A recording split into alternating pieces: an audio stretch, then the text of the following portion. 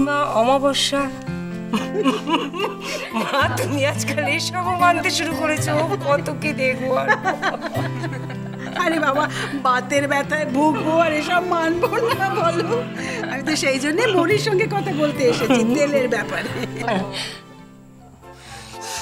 তোমার গা থেকে গন্ধ বেরোচ্ছে, তোমার গা থেকে গন্ধ বেরোচ্ছে। আমার গা থেকে কোনো গন্ধ বেরোচ্ছে না, পা থেকে, প্রিসাইসলি আমার অ্যাঙ্কেল থেকে।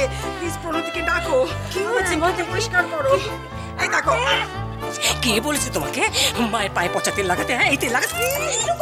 কি বললে? তেল মানে সেই পচা দুর্গন্ধওয়ালা তেল? মা খবরদার মা, ওই তেল যদি তুমি লাগাও, না না না, ওই তেল লাগালে কিন্তু তুমি আমাদের বাড়িতে ঢুকতে পারবে না, বলে দিলাম মা। হাত ধুয়ে দাও। আচ্ছা দিদান, তুমি ফিজিওথেরাপি কেন করাচ্ছ না? তাহলে একটু আরাম পেতে। হ্যাঁ পেতাম তো। না না, তা কেন করাবে, তা কেন করাবে? যত সব আজগুবি গন্ধওয়ালা তেল লাগাবে আর বাড়ি শুদ্ধ লোককে জ্বালাবে। গুঞ্জা, হ্যাঁ তোমার ভাই তখন থেকে কার সঙ্গে ফোনে ফিস ফিস করে কথা বলছে বলো তো? আই কি রে? কি হয়েছে? হ্যাঁ কি হয়েছে? কি এত এত চেঁচানোর কি হলো? হ্যাঁ রমন, এই সব সময় তোর আমার পিছনে স্পাইগিরি কিসের রে? কি আমি স্পাইগিরি করছি? জেঠি এই সব সময় স্পাইগিরি করবি না তুই? আরে পিছন থাকবি না সব সময়। তোরা কি আরম্ভ করেছে? ওরা দুই ভাই বোনে একসাথে হলেই টোটকা ফোটকা চলবে না, প্রপার ট্রিটমেন্ট চাই। প্রপার ট্রিটমেন্ট করাতে হবে। ঠিক বলেছো, প্রপার ট্রিটমেন্ট করাতেই হবে। আগে তেলটা মেখে নি। তোমাদের পলাশডাঙ্গার তেলটা সত্যি খুব উপকারী। কি বললে মা?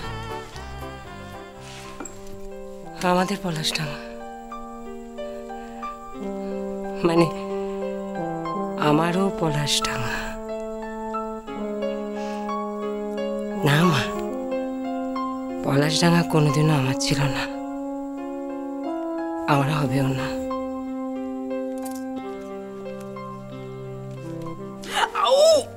মা, ও মা, কি হলোটা কি? আমার ভালো লাগছে না মা। না না না, তুমি এটাকে পুষছো ব্যথাটাকে।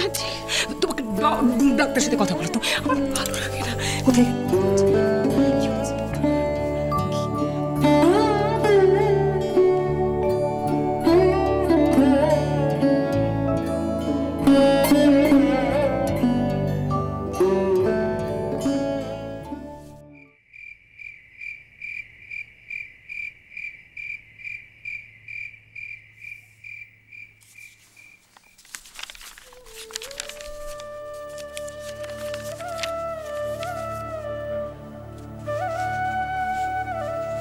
গিরিশ, চুপচাপ কেন? আগে মরির জন্য তো আমরা মরমে মরে আছি। এই মুখ নিয়ে আপনার সামনে দাঁড়াতেও কিরকম লজ্জা করছে। আপনারা এত করলেন মরির জন্য, ও কিনা আপনাদের মান সম্মানের কথা না ভেবে কি অকৃতজ্ঞতা! কথাগুলো তোমার কথা নয় গিরিশ,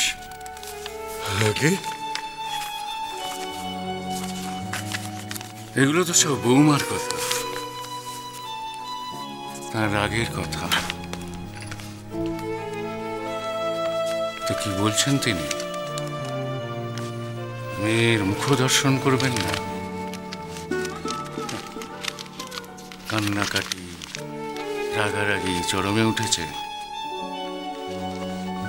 আমি এখন কি করি বলুন তো? মৌরির কাছে একবার যাওয়া উচিত, কিন্তু বকুলকে না জানিয়ে যাই কি করে? আবার জানাতে গেলেও তো কুরুক্ষেত্র। আমি যে কি দোটানায় পড়েছি বাবাসাই।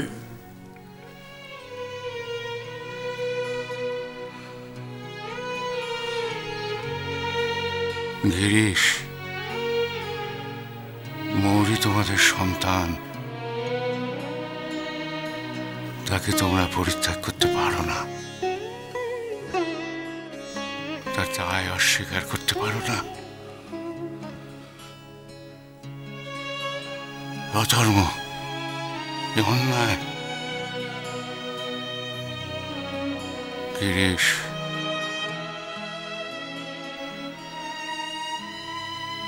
আমি আমার সারাটা জীবন, বছরের পর বছর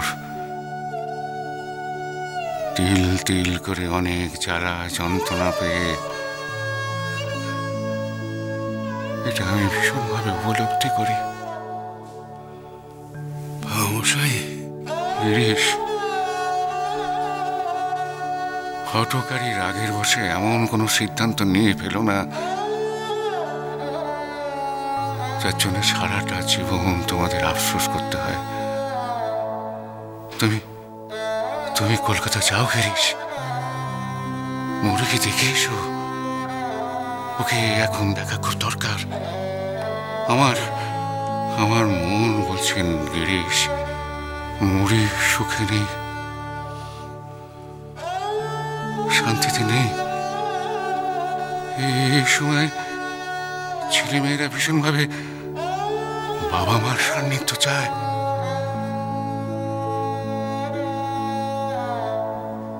তাদের সান্নিধ্য পেলে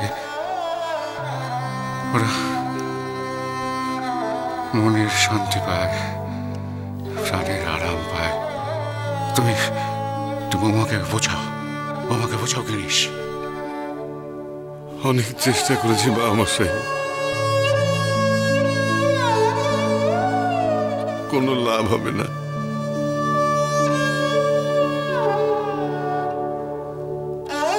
বাবা মশাই, কি হবে?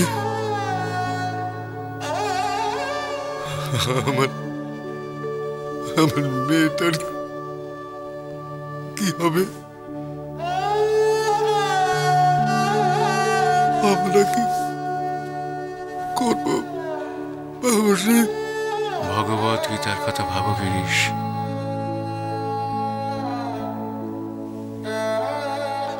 হে কেশব, আমরা জানি না প্রভু আমরা কি করছি, তুমি তো সবকিছু করাচ্ছ প্রভু।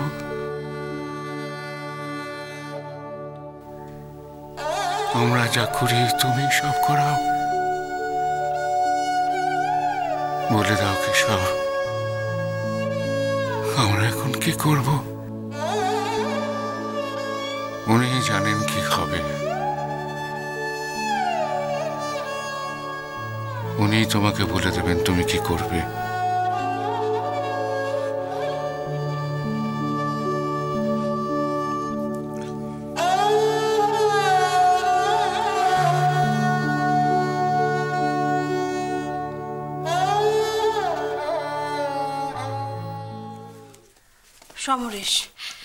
সমরেশ, তুমি কিন্তু সিরিয়াসলি রঙ্গনের সঙ্গে কথা বলো, আমি বলছি।